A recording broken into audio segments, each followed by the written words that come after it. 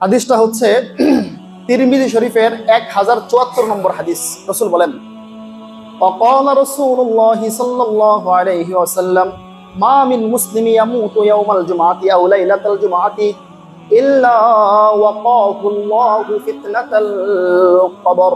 আল্লাহ রাসূল সাল্লাল্লাহু আলাইহি ওয়াসাল্লাম হাদিসে পাকের মধ্যে বলে দেয়, মুসলমানদের মধ্যে যে কোনো ব্যক্তি জুমার দিনে অথবা জুমার রাতের মধ্যে ইন্তেকাল করে, রাসূল বলেন মুসলমানদের মধ্যে যে কোনো ব্যক্তি জুমার দিনের মধ্যে অথবা জুমার রাতের মধ্যে ইন্তেকাল করে, ইল্লা ওয়াকাহুল্লাহু ফিতনাতাল কবর, আল্লাহ রাব্বুল আলামিন এই জুমার ফজিলতের কারণে, জুমার দিনের রাতের ফজিলতের কারণে কবরের মধ্য থেকে যত ধরনের ফিতনা আছে, যত ধরনের বিপদ আছে, সমস্ত বিপদ থেকে আল্লাহ রাব্বুল আলামিন ওই বান্দাকে হেফাজত করে নেবেন। সুবহানাল্লাহ। আর যেই ব্যক্তি কবরের ফিতনা থেকে, কবরের ভীতি সন্ত্রস্ততা থেকে হেফাজত থাকবে, নিরাপদ থাকবে, অবশ্যই অবশ্যই সে জান্নাতি মানুষ হিসেবে আখ্যায়িত হবে। বলেন না সুবহানাল্লাহ।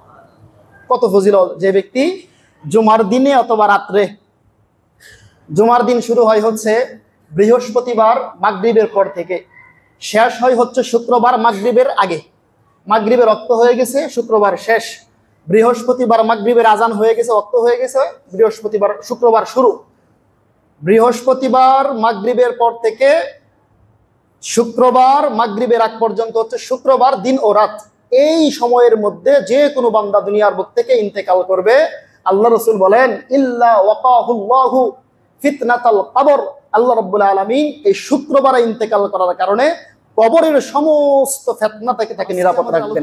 হচ্ছে ভালো মৃত্যুর আলামত এবং পাপিষ্ঠ বান্দার মৃত্যুর সময় এবং কবরে কি কি ঘটবে সেই সম্পর্কে আলোচনা। গত সপ্তাহে আমরা আলোচনা করেছিলাম নেককার বান্দার মৃত্যুর সময় কি কি ঘটবে, তার সাথে ফেরেশতারা কি ব্যবহার করবে, কবরে যাওয়ার পরে তার সাথে কি কি ঘটবে, আল্লাহ রাব্বুল আলামিন কবরের মধ্যে তাকে কি কি পুরস্কৃত করবেন। তো আজকের আলোচ্য বিষয় হচ্ছে ভালো মৃত্যুর আলামত এবং পাপিষ্ঠ বান্দার অবস্থাটা কি হবে সেই সম্পর্কে। তো ভালো মৃত্যুর আলামত যেহেতু আমাদের আলোচ্য বিষয়, আল্লাহ রাব্বুল আলামিন যার কল্যাণ চায়, আল্লাহ রাব্বুল আলামিন যাকে ভালো করতে চায়, তাকে এমন আল্লাহ রাব্বুল আলামিন তাকে তার জীবনের শেষ সময় একটা সুযোগ দেন। অর্থাৎ আমরা বলি না যে শেষ ভালো যার সব ভালো তার। একটা বান্দার যদি শেষ অবস্থাটা ভালো হয়, এই শেষ অবস্থাটা ভালোর উপরেই নির্ভর করে আল্লাহ রাব্বুল আলামিন তার গুনাহগুলো মাফ করে দিয়ে জান্নাত দিয়ে দিবেন। সুবহানাল্লাহ। আর যদি তার শেষ অবস্থাটা খারাপ হয়, শেষ অবস্থাটা নির্ভর করে তাকে জাহান্নামী হতে হবে। নাউজুবিল্লাহ। অর্থাৎ পৃথিবীতে এমন অনেক মানুষ আছে যারা ভালো কাজ করতেছে, হঠাৎ করে শয়তানের ধোঁকায় পড়ে বেঈমান হইয়া দুনিয়ার বুক থেকে বিদায় হয়ে যায়। নাউজুবিল্লাহ। মানে এমন অনেক মানুষ আছে সারা জীবন উল্টাপাল্টা কাজ করছে, কিন্তু মৃত্যুর শেষ লগ্নে আল্লাহ তাকে এমনভাবে হেদায়েত দিছে, হেদায়েত পাওয়ার পরে তার জীবনের সবগুলা গুনাহ থেকে সে তওবা করে বেগুনাহ মাসুম হয়ে কবরে যাওয়ার সুযোগ হয়েছে। বলেন না সুবহানাল্লাহ। এমন নজির কুরআনের ইয়ার মধ্যেও আছে, এমন নজির সাহাবাদের জীবনের মধ্যেও আছে। অনেক সাহাবা আছে এরকম, যেমন উদাহরণস্বরূপ হযরতে আবু সুফিয়ান রাদিয়াল্লাহু তাআলা আনহু সারা জীবন ইসলামের বিরোধিতা করছে, রাসূলের সাথে সাহাবাদের সাথে বড় বড় যুদ্ধের বিরোধী হইয়া যুদ্ধ করছে। খন্দকের যুদ্ধে 70 জন সাহাবা শাহাদাত বরণ করছে, রাসূলের দান শহীদ হয়েছে, রাসূলের মাথার মধ্যে হেলমেট গিয়া ঢুকে গেছে, লোহার হেলমেট। রাসূলের আপন চাচা হযরতে হামজা রাদিয়াল্লাহু তাআলা আনহুকে নির্মমভাবে উহুদের যুদ্ধের মধ্যে শহীদ করা হয়েছে। এই সবগুলোর নেতৃত্ব দিয়েছিলেন হযরতে আবু সুফিয়ান রাদিয়াল্লাহু তাআলা আনহু। কিন্তু জীবনের শেষ লগ্নে একেবারে 10ম হিজরিতে রাসূলের ইন্তেকালের মাত্র 1 বছর আগে, সারা জীবন ইসলামের বিরোধিতা করছে, রাসূলের ইন্তেকালের 1 বছর আগে, অর্থাৎ 8ম হিজরিতে, 1 বছর আগে না, কয়েক বছর আগে, 3-4 বছর আগে, 8ম হিজরিতে ফাতহে মক্কার সময় যখন মক্কা বিজয় হয়েছে, ওই মক্কা বিজয় হওয়ার সময় আবু সুফিয়ান রাদিয়াল্লাহু তাআলা ইসলাম গ্রহণ করছে। ইসলাম গ্রহণ করার পরে কি হয়েছে? জীবনের সমস্ত গুনাহ তো মাফ হয়েছেই, পৃথিবীর মধ্য থেকে সর্বশ্রেষ্ঠ মানুষের তালিকায় অর্থাৎ সাহাবাদের তালিকার মধ্যে নাম লিপিবদ্ধ করে আল্লাহর কাছে গ্রহণযোগ্য পাওয়া গেছে। সুবহানাল্লাহ। এরকম অনেক মানুষ আছে যারা সারা জীবন বিরোধিতা কইরাও আল্লাহ মেহেরবানি করছে, ভালো হইয়া কবরে গেছে, আল্লাহ মাফ করে গেছে। তো ভালো মৃত্যুর আলামত এক নম্বর হচ্ছে, ভালো মৃত্যুর আলামতের এক নম্বর আলামত হচ্ছে আল্লাহ রাব্বুল আলামিন ওই বান্দাকে মৃত্যুর আগ মুহূর্তে কিছু সুযোগ দেন। মৃত্যুর আগ মুহূর্তে তাকে দ্বীনের পথে টাইনা আনেন, দ্বীনের পথে টাইনা আইনা তাকে ভালো ভালো কাজ করায়া তার গুনাহগুলো সাফ কইরা মাফ কইরা আল্লাহ রাব্বুল আলামিন কবরে যাওয়ার সুযোগ করে দেন। বলেন না সুবহানাল্লাহ। দলিল স্বরূপ আমরা পেশ করতে পারি আবু দাউদ শরীফের হাদিস, হাদিস নম্বর হচ্ছে 2142 নম্বর হাদিস। ওই হাদিসের মধ্যে রাসূল সাল্লাল্লাহু আলাইহি ওয়াসাল্লাম বলেন, وقال رسول الله صلى الله عليه وسلم إذا كان عبد الله إذا كان যখন আল্লাহ রাব্বুল আলামিন চাই বিআবদিন খায়রা, إذا كان بعبد خيرا إذا كان إن الله নিশ্চয় আল্লাহ রাব্বুল আলামিন إذا كان عبدا لعبد خيرا, আল্লাহ রাব্বুল আলামিন যখন কোনো বান্দার কল্যাণ চায় ইয়াস্তামিলাহু, আল্লাহ রাব্বুল আলামিন তাকে কিছু আমল করার সুযোগ দেন, কিছু কাজ করার সুযোগ দেন। সাহাবায়ে কেরাম প্রশ্ন করলো, কাইফা ইয়াস্তামিলুহু ইয়া রাসূলুল্লাহ। সাহাবায়ে কেরাম আল্লাহ রাসূলকে প্রশ্ন করলেন, ইয়া রাসূলুল্লাহ, ইয়া হাবিবাল্লাহ, আল্লাহ রাব্বুল আলামিন যখন কোনো বান্দার কল্যাণ চায় তাকে কাজ করার সুযোগ দেন, কিভাবে তাকে কাজ করার সুযোগ দেন? আল্লাহ রাসূল সাল্লাল্লাহু আলাইহি ওয়াসাল্লাম বলেন, ইউফিকুহু লিআমালিন সালিহ ক্বাবলাল মাউত। আল্লাহ রাসূল বলেন, যেই বান্দার আল্লাহ রাব্বুল আলামিন যেই বান্দার কল্যাণ চায় মৃত্যুর আগ মুহূর্তে তাকে কিছু ভালো ভালো কাজ করার সুযোগ দেন। এই ভালো ভালো কাজ করার মাধ্যমে আল্লাহ রাব্বুল আলামিন তার জীবনে যত গুনাহ আছে, তার জীবনের যত ভুল আছে, সবগুলো ভুলগুলোকে ভালো কাজের মাধ্যমে মাফ করে দেন। সুবহানাল্লাহ। তো আল্লাহ বলতেছেন, আল্লাহ রাসূল বলতেছেন যে ইউফিকুহু লিআমালিন সালিহ ক্বাবলাল মাউত। আল্লাহ যার কল্যাণ চায়, যাকে জান্নাতি বানাইতে চায়, এর জীবনে শুরু জীবনে যাই করুক না কেন, শেষ জীবনে আইসা আল্লাহ রাব্বুল আলামিন একে ভালো ভালো কাজ করার সুযোগ দেন। ফলে ভালো ভালো কাজ কইরা তার জীবনের গুনাহগুলো মাফ করায় নিয়ে সে কবরের মধ্যে যাইতে পারে। বলেন না সুবহানাল্লাহ। পৃথিবীতে দেখবেন এমন অনেক মানুষ আছে যে সারা জীবন যাই করছে না করছে, নামাজ পড়ছে বা না পড়ছে, হজ করছে, যাকাত দিছে না দিছে, যাই করছে, গুনাহ করছে, অনেক কিছুই করছে, কিন্তু মৃত্যুর শেষ লগ্নে আইসা তার একটা বুঝ আসছে, আহারে আমি তো মরেই যাব, দুনিয়ারও থাকার জায়গা না, কবরে গেলে আমার কি হবে। এই বুঝটা অনেক মানুষের বুঝে আসে। বুঝে আসার পরে এমনভাবে সে নামাজ ধরে, দিন পালন করা এমনভাবে শুরু করে, আল্লাহর হুকুম আহকাম এমনভাবে মানা শুরু করে। এমন কিছু মানুষ কিন্তু আছে। যদি আপনাদের চোখের মধ্যে এরকম কিছু মানুষ পড়ে, মনে করবেন আল্লাহ রাব্বুল আলামিন তার কল্যাণ চাইতেছে, তার জীবনের ভুলগুলা আছে ওইগুলাকে মাফ করাইয়া দিয়া সে জান্নাতে যেন মেহমান হইতে পারে, এই সুযোগটা আল্লাহ রাব্বুল আলামিন তাকে দিছে। এই জন্য জীবনের শেষ মুহূর্তে আইসা সে ভালো কাজ করার কারণে মৃত্যুটা এমন অবস্থায় হয়েছে, সে ভালোর উপরে ছিল, ইমানের উপরে ছিল, ইমানের উপরে থাকার কারণে আল্লাহ রাব্বুল আলামিন তার জীবনের সমস্ত গুনাহগুলোই মাফ করে দিয়েছেন। সুবহানাল্লাহ। তাহলে আমরা ভালো মৃত্যুর এক নম্বর আলামত পাইলাম, জীবনের শেষ লগ্নে তার অবস্থাটা ভালো ছিল। শুরুতে ভালো থাকুক খারাপ থাকুক, মাঝখানে ভালো থাকুক খারাপ থাকুক, কিন্তু শেষ অবস্থার মধ্যে মৃত্যুর আগ মুহূর্তে তার অবস্থাটা ভালো ছিল, ওই ভালো অবস্থার মধ্যে সে মৃত্যুবরণ করেছে।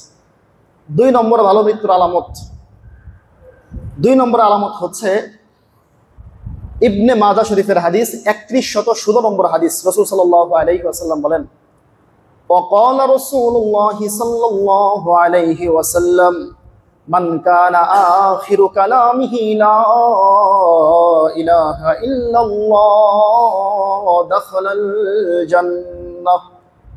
আল্লাহ রাসূল সাল্লাল্লাহু আলাইহি ওয়াসাল্লাম হাদিসে পাকের মধ্যে সুস্পষ্টভাবে বলে দেয়, মান আখিরু কালামিহি লা ইলাহা ইল্লাল্লাহ দাখালাল জান্নাহ।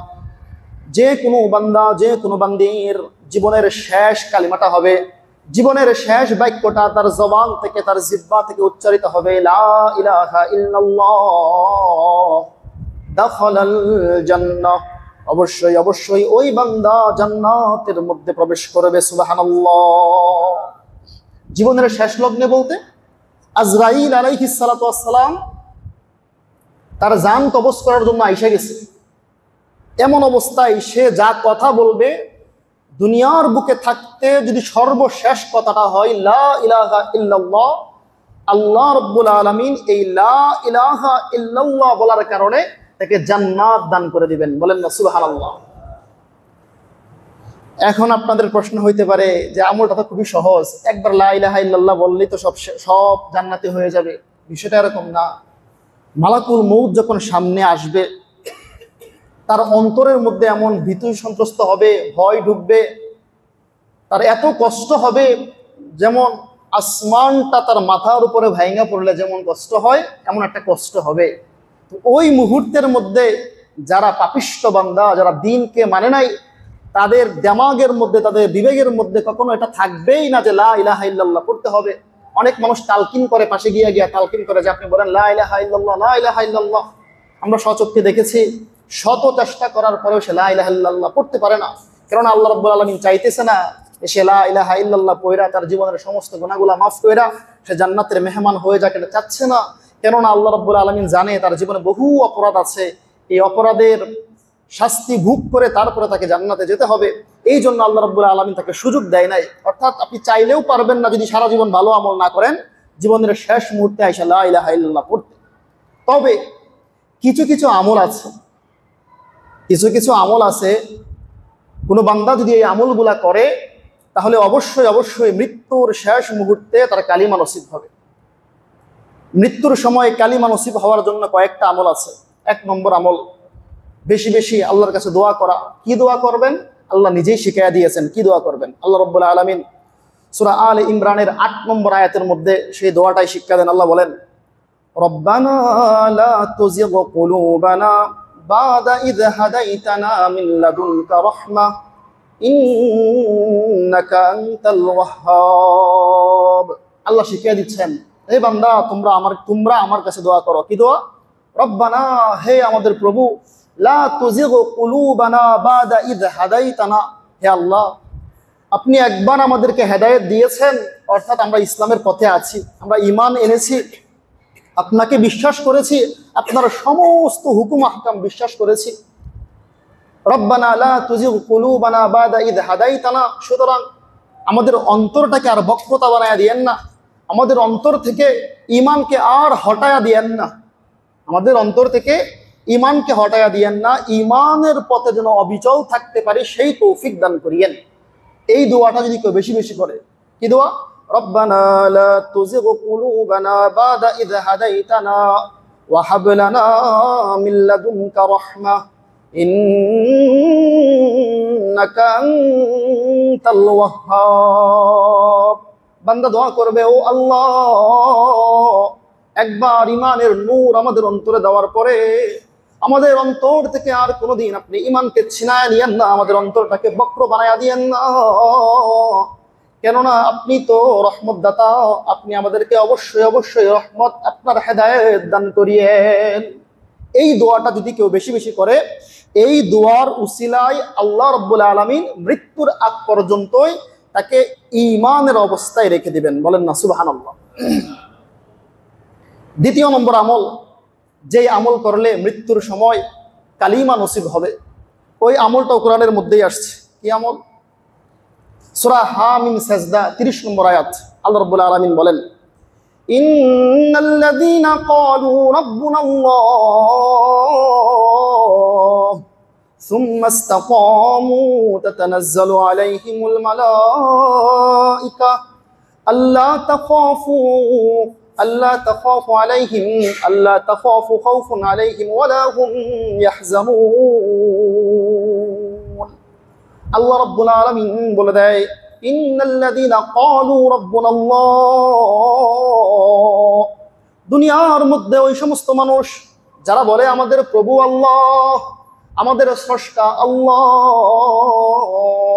সুম্মা ইসতাকামু, অতঃপর এই কথার উপর অবিচল থাকে, দৃঢ় থাকে, এই কথাটার মানে হচ্ছে যারা বলে আমাদের প্রভু আল্লাহ, আমাদের সৃষ্টিকর্তা আল্লাহ, সুম্মাস্তাকামু, এবং এই কথার উপর অবিচল থাকে।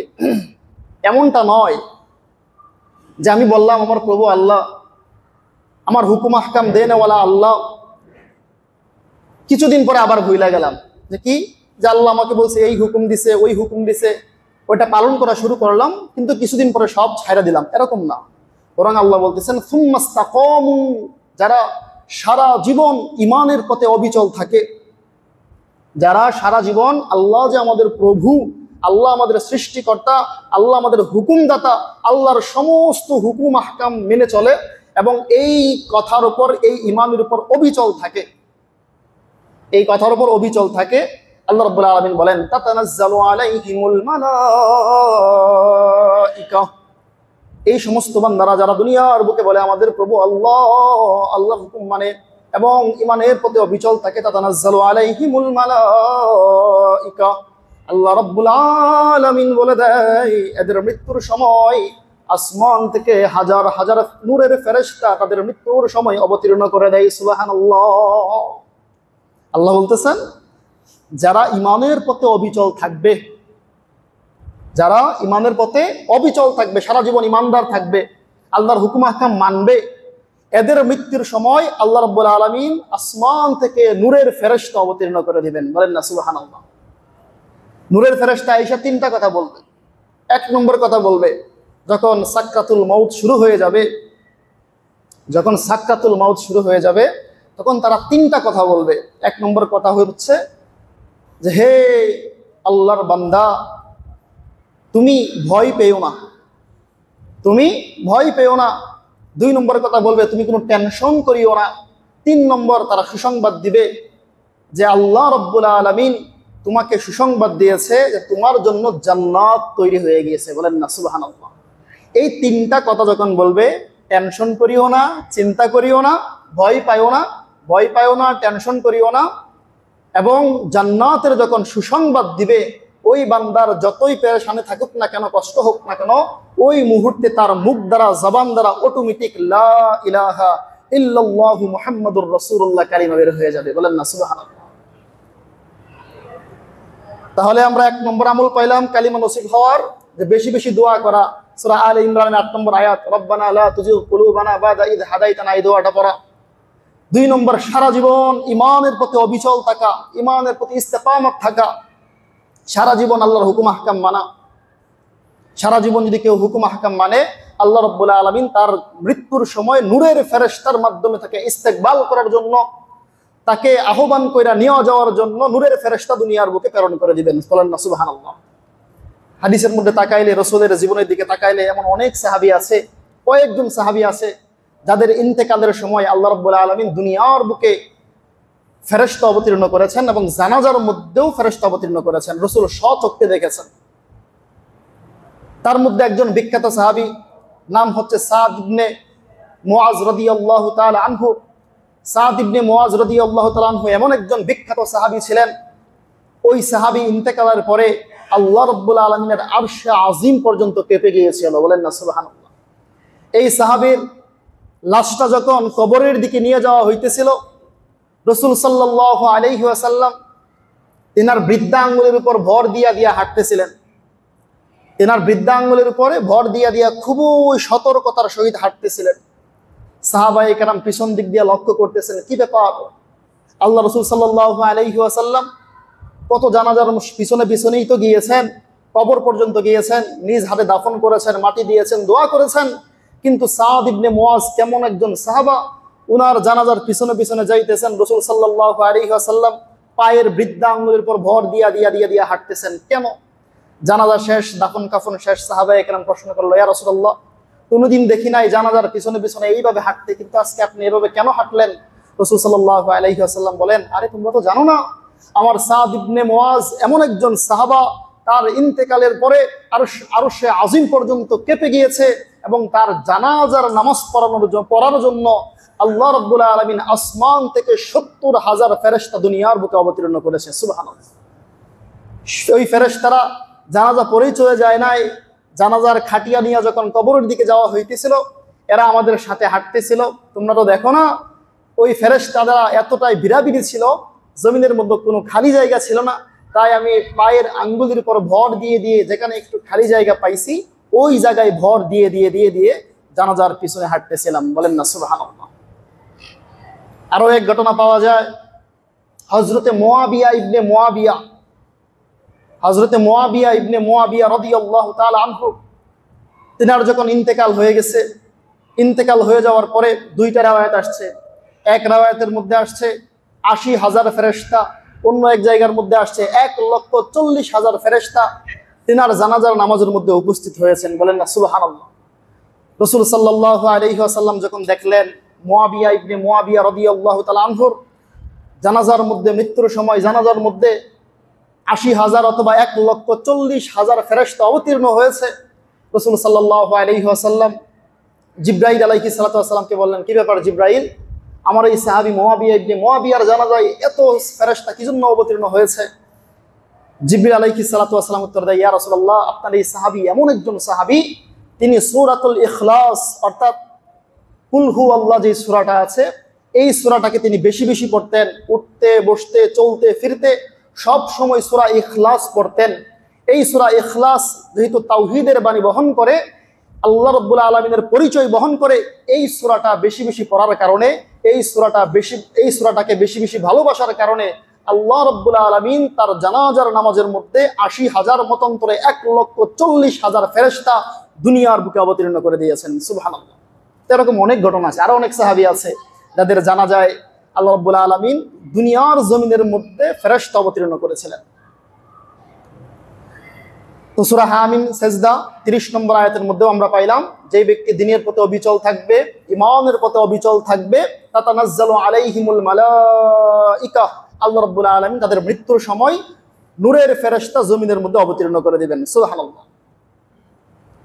৩ নম্বর আমল, যে আমল করলে মৃত্যুর সময় কালিমা নসিব হবে, ৩ নম্বর আমল হচ্ছে, যে ব্যক্তি ৫ ওয়াক্ত নামাজের পূর্বে যখন উযু করে, ৫ ওয়াক্ত নামাজের পূর্বে যখন উযু করে, যেই ব্যক্তি উযুর পূর্বে মিসওয়াক করবে, এই মিসওয়াকের ৭০টার উপরে ফায়দা আছে। সবচাইতে আলা উঁচু মানের ফায়দা হচ্ছে মৃত্যুর সময় তার জবান থেকে অটোমেটিক লা ইলাহা ইল্লাল্লাহ কালিমা বের হয়ে যাবে। বলেন না সুবহানাল্লাহ। আমলটা খুবই সহজ, ৫ ওয়াক্ত নামাজের উযুর আগে মিসওয়াক করা। তিরমিজি শরীফের হাদিসের মধ্যে আসছে, হাদিস নম্বর ১০৮০ নম্বর হাদিস, রাসূল বলেন, অকালা রাসূলুল্লাহি সাল্লাল্লাহু আলাইহি ওয়াসাল্লাম আরবাউম মিন সুনানিল মুরসালিন, ৪টা এমন কাজ আছে যেই কাজগুলা সমস্ত নবীদের সুন্নত। বলেন না সুবহানাল্লাহ। তিরমিজি শরীফের হাদিস, হাদিস নম্বর ১০৮০। ওই হাদিসের মধ্যে রাসূল বলেন যে ৪টা এমন কাজ আছে যে ৪টা কাজ সমস্ত মুরসালিনদের, সমস্ত নবীদের সুন্নত। ১ নম্বর হচ্ছে আসওয়াক, মিসওয়াক করা। ১ নম্বর কি ভাই? মিসওয়াক করা। প্রত্যেকটা নবী যখন দুনিয়ার বুকে আসছেন তারা মিসওয়াক করতেন। ২ নম্বর হচ্ছে আত-তাআত্তুর, সুগন্ধি ব্যবহার করা, আতর ব্যবহার করা। রাসূল সাল্লাল্লাহু আলাইহি ওয়াসাল্লামের আতর খুব পছন্দনীয় একটা জিনিস ছিল, তিনি সবসময় আতর ব্যবহার করতেন। ৩ নম্বর হচ্ছে আল হায়া, লজ্জাশীলতা, অর্থাৎ লজ্জাশীলতা অবলম্বন করা। ৪ নম্বর হচ্ছে আন নিকাহ, বিবাহ করা। এই ৪টা সুন্নত। ১ নম্বর হচ্ছে মিসওয়াক করা, ২ নম্বর হচ্ছে সুগন্ধি ব্যবহার করা, আতর ব্যবহার করা, ৩ নম্বর হচ্ছে হায়া, লজ্জাশীলতা, ৪ নম্বর হচ্ছে বিবাহ করা। এই ৪টা সুন্নত রাসূল বলেন আরবাউম মিন সুনানিল মুরসালিন, এই ৪টা সুন্নত হচ্ছে সমস্ত নবীদের সুন্নত। বলেন না সুবহানাল্লাহ। তার মধ্যে একটা হচ্ছে মিসওয়াক করা, যে মিসওয়াক করার ফজিলত হচ্ছে তার মৃত্যুর সময় কালিমা পর্যন্ত নসিব হয়ে যাবে। বলেন না সুবহানাল্লাহ। রাসূল সাল্লাল্লাহু আলাইহি ওয়াসাল্লাম যখন ইন্তেকাল করবেন, ইন্তেকালের আগ মুহূর্তে রাসূলের জীবনের সর্বশেষ অঙ্গ প্রত্যঙ্গ দিয়া যে আমলটা ছিল, সেই আমলটা ছিল মিসওয়াক করা। এর আগেও আমি বলেছিলাম জুমার বয়ানের মধ্যে, রাসূল সাল্লাল্লাহু আলাইহি ওয়াসাল্লামের সামনে যখন মালাকুল মউত উপস্থিত, আম্মাজান আয়েশা রাদিয়াল্লাহু তাআলা আনহার ঘরের মধ্যে তিনি শুয়ে আছেন।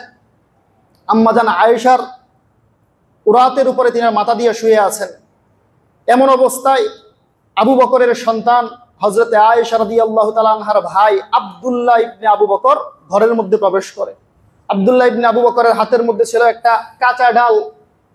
এই কাঁচা ডালের দিকে রাসূল সাল্লাল্লাহু আলাইহি ওয়াসাল্লাম দৃষ্টি দিয়া, খুব সুন্দরভাবে দৃষ্টি দিয়া তাকায় আছেন।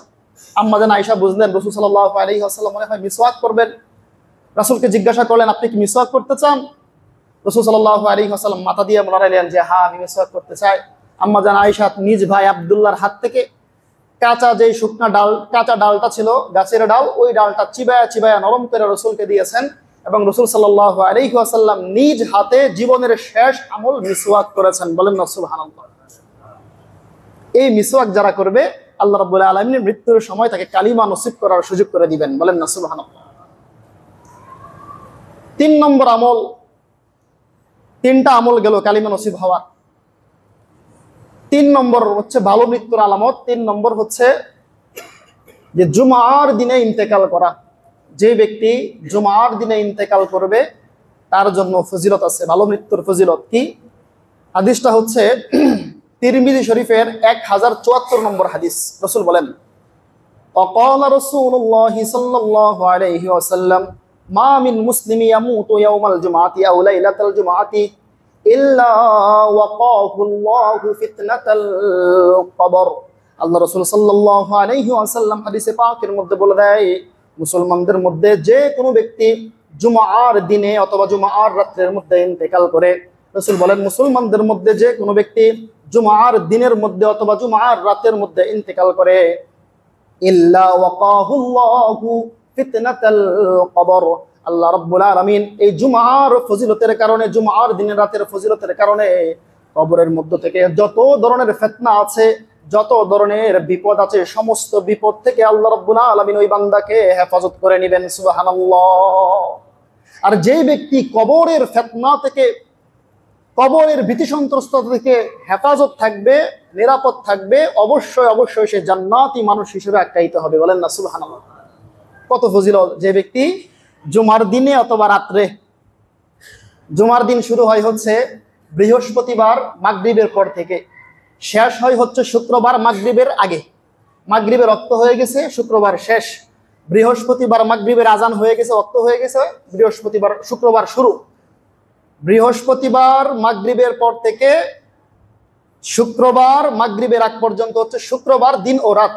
এই সময়ের মধ্যে যে কোনো বান্দা দুনিয়ার বুক থেকে ইন্তেকাল করবে, আল্লাহ রাসূল বলেন, ইল্লা ওয়াকাহুল্লাহু ফিতনাতাল কবর, আল্লাহ রাব্বুল আলামিন এই শুক্রবারে ইন্তেকাল করার কারণে কবরের সমস্ত ফিতনা থেকে তাকে নিরাপদ রাখবেন। বলেন না সুবহানাল্লাহ।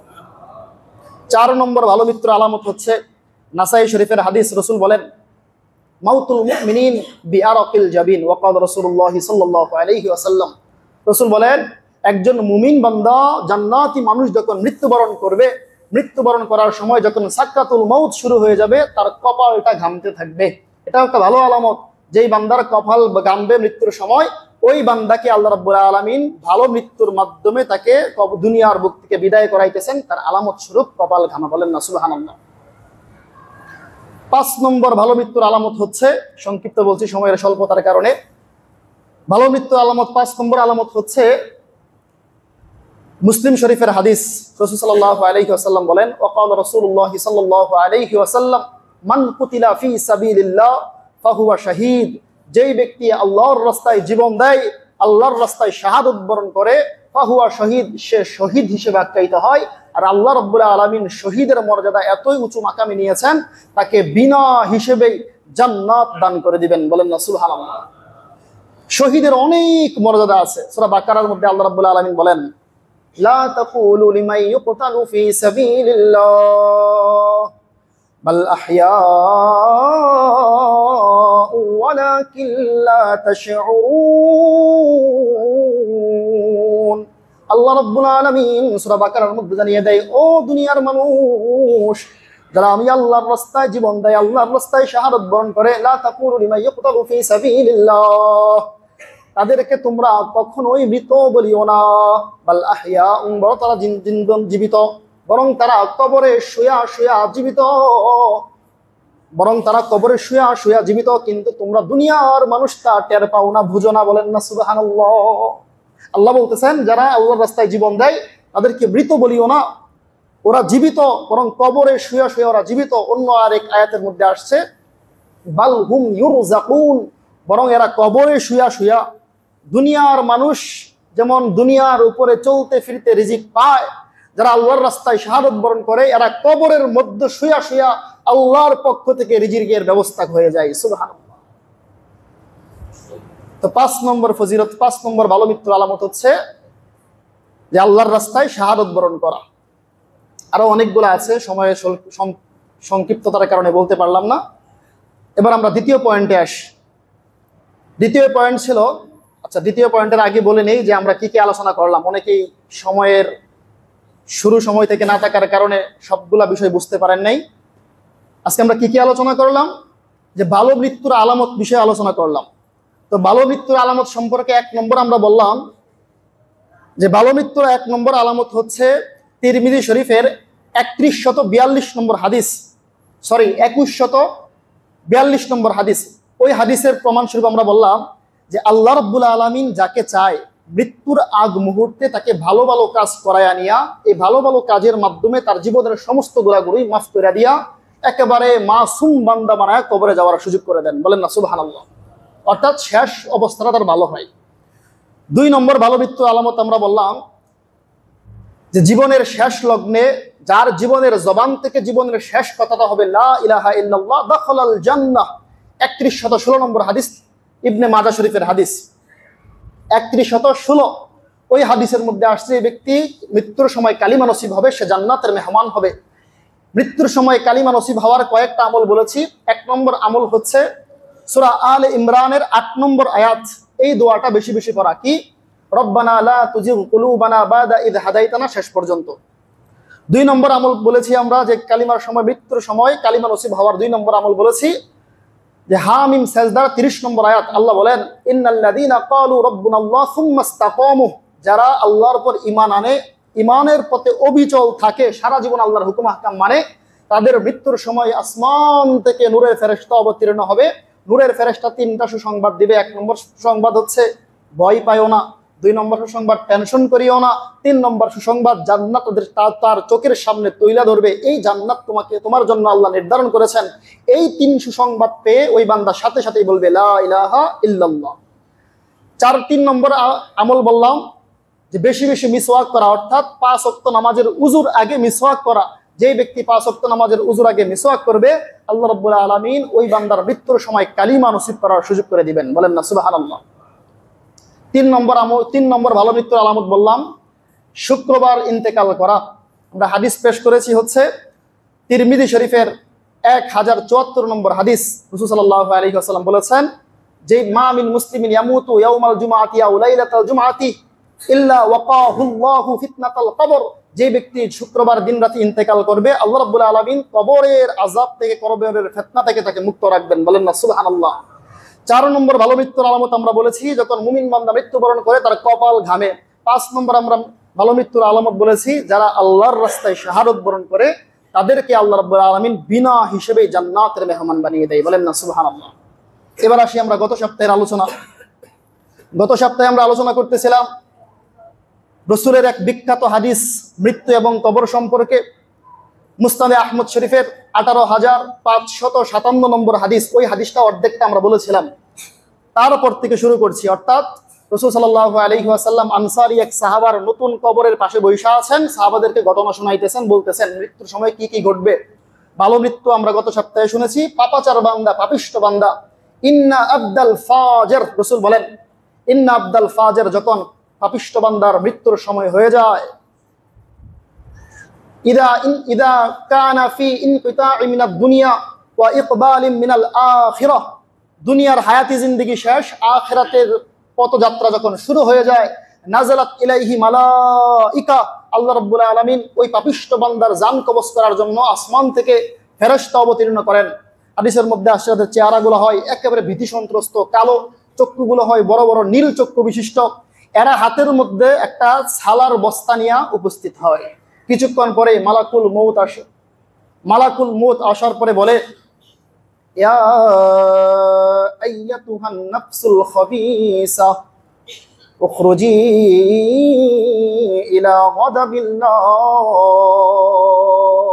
মালাকুল মউত আইসা তার সামনে আইসা তার মাথার পাশে বৈশা বলে, ইয়া আইয়াতুহান নাফসুল খাবিসা, হে অপবিত্র আত্মা, হে পাপিষ্ঠ আত্মা, উখরুজি, বের হয়ে আসো, ইলা গাদাবিল্লাহ, আল্লাহর রাগ, গুচ্ছা, আল্লাহর আযাব, গজবের দিকে তুমি বের হয়ে আসো।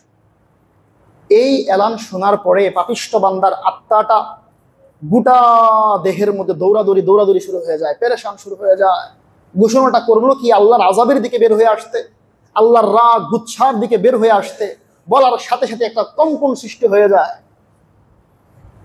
হাদিসের মধ্যে আসছে সে সহজে বের হইতে আসে না। রাসূল সাল্লাল্লাহু আলাইহি ওয়াসাল্লাম দুইটা উদাহরণ দেন। তার জানটা যখন কজবজ করা হয়, তার জীবনটা যখন বের করা হয়, তার অবস্থাটা কি হয়। রাসূল সাল্লাল্লাহু আলাইহি ওয়াসাল্লাম এই হাদিসের মধ্যে বলেন, একটা মানুষের যতগুলা পশম আছে, সারা শরীরের মধ্যে কিন্তু আমাদের পশম আছে, চুল আছে, পশম আছে।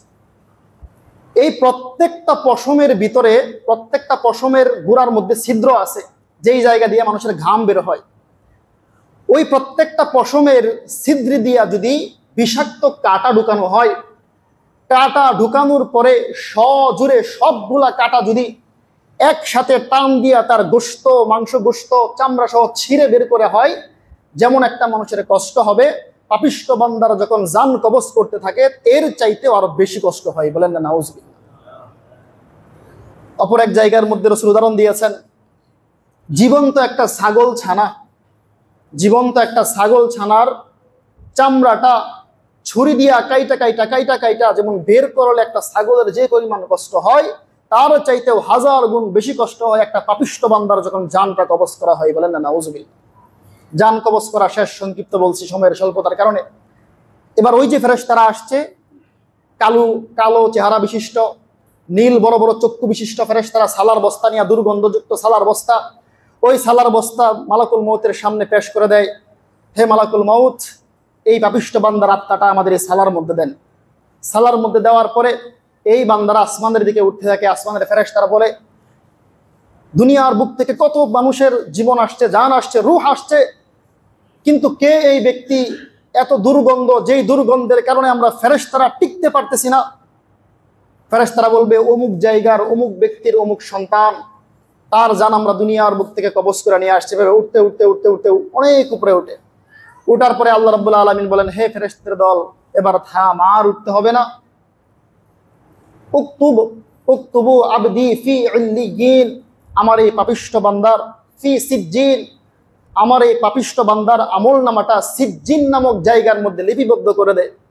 সিজ্জিন নামক জায়গা হচ্ছে এমন একটা জায়গা, যেই জায়গার মধ্যে পাপিষ্ঠ বান্দাদের আমল লিপিবদ্ধ করা হয়। আর ইল্লিয়িন হচ্ছে এমন একটা জায়গা, যেই জায়গার মধ্যে নেককার বান্দা, জান্নাতি মানুষগুলোর আমল লিপিবদ্ধ করা হয়। তো সিজ্জিনের মধ্যে যখন আমল লিপিবদ্ধ করা শেষ, আল্লাহ রাব্বুল আলামিন বলবেন, ওই যে তার আত্মীয় স্বজনগুলা তাকে কবরের দিকে নিয়ে যাইতেছে, এবার যা এই রূহটাকে সে তার কবরের মধ্যে ঢুকায়া দেয়। আল্লাহ বলবেন, এত একটা আয়াত পেশ করবেন, মিনহা খালাকনাকুম ওয়া ফিহা নুঈদুকুম ওয়া মিনহা নুখরিজুকুম তারাতান উখরা, আমি এই মাটি থেকে তাকে সৃষ্টি করেছি, আবার মাটিতে ফিরিয়ে দিয়েছি, কিয়ামতের আগ মুহূর্তে আবার সেই মাটি থেকে তাকে আমি উঠাবো। যা তোকে তোদের এই রূহটাকে তার যে কবর দেওয়া হয়েছে, আত্মীয় স্বজন কবর দিছে, সেই জায়গার মধ্যে ফিরাইয়া দেয়। রাসূল হাদিসের মধ্যে বলেন, কবর দেওয়ার পরে একটা মানুষ 40 কদম কবর থেকে যাইতে যতটুকু সময় লাগে, এই সময় যাওয়ার পরে ইয়াতিয়ান মালাকান, দুইজন ফেরেশতা আসবে। আসার পরে তার রূহটাকে প্রশ্ন করবে, আগের মতোই তিনটা প্রশ্ন, মার রব্বুকা ওয়া মা দীনুকা ওয়া মান হাযাল রাজুলুল্লাযী বুইসা ফীকুম। এই তিনটা প্রশ্ন যখন করবে, তিনটা প্রশ্নের সময় সে উত্তর দেবে, হাইহাতা লা আদরি, হাইহাতা লা আদরি। সে বলবে, হায় আফসোস, হায় আফসোস, আমি জানি না এই প্রশ্নের উত্তর কি হবে, আমি জানি না। 3 বারে সে উত্তর দিবে। ফেরেশতারা অনেক রাগান্বিত হবেন। নাদা ইমাদি মিনাস সামা, আসমান থেকে আওয়াজ আসবে। আল্লাহ রাব্বুল আলামিন আওয়াজ দিবেন, কাযাবা আবদি, আমার এই বান্দা মিথ্যে বলেছে।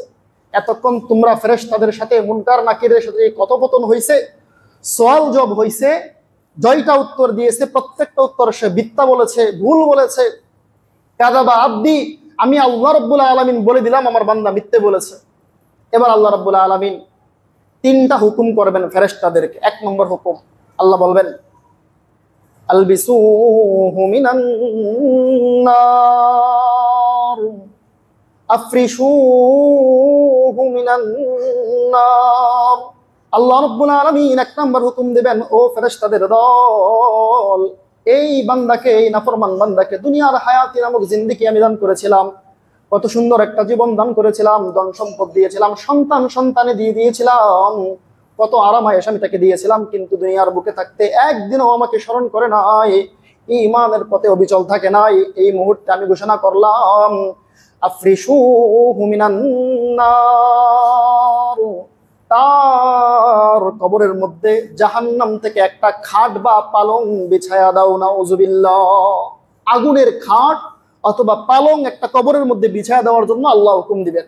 2 নম্বর, আলবিসুহু মিনান নার, দুনিয়ার বুকে সে সাদা কাপড় নিয়ে আসছে, সাদা কাপড়ের মান রক্ষা করার মতো তার মর্যাদা নাই, তার যোগ্যতা নাই, এই কাপড় খুলে ফেলো। আলবিসুহু মিনান নার, জাহান্নাম থেকে আগুনের একটা পোশাক তার শরীরের মধ্যে পরায়া দাও। নাউজুবিল্লাহ। আফতাহ লাহু বাবান ইলান নার, 3 নম্বর আল্লাহ হুকুম দিবেন, জাহান্নাম থেকে তার যে কবর আছে, এই কবর থেকে, জাহান্নাম থেকে একটা দরজা খুলে দাও, যেন জাহান্নামের উত্তপ্ত আগুনের লাভা তার কবরের মধ্যে বারংবার ডুবতে পারে এবং তাকে জ্বলসে ফেলে তাকে আগুনে জ্বালিয়ে ফেলতে পারে। ফেরেশতারা হুকুম পাওয়ার সাথে সাথে এই 3টা কাজ করবেন। এই 3টা কাজ করার পর ওই বান্দা, পাপিষ্ঠ বান্দা, উপরের দিকে তাকাবে শুধু আগুন, ডান দিকে তাকাবে শুধু আগুন, বাম দিকে তাকাবে শুধু আগুন, নিচের দিকে আগুন, আগুন আর আগুন দেখে সে বারবার হাই হাতা আফসুস করতে থাকবে, নিজের হাত কামড়াইতে থাকবে। এইভাবে যেতে যেতে কিয়ামতের আগ পর্যন্তই তার কবরের মধ্যেই শাস্তি শুরু হয়ে যাবে। বলেন না নাউজুবিল্লাহ। এইভাবেই পাপিষ্ঠ বান্দার জান কবজ করা হবে, তাকে লাঞ্ছিত করা হবে, অপমানিত করা হবে এবং কবরের মধ্যে পর্যন্ত জাহান্নামের আগুন দিয়ে তাকে জ্বলছে দেওয়া হবে। বলেন না নাউজুবিল্লাহ। যে আলোচনাগুলো করলাম, আল্লাহ রাব্বুল আলামিন তার উপর আমাদেরকে আমল করার তৌফিক দান করুন। সকলে বলে আমিন। ওয়া আখিরি দাওয়ানা আনিল হামদুলিল্লাহি রাব্বিল আলামিন। যারা সুন্নাত পড়ে নাই সুন্নাত পড়ে নেই।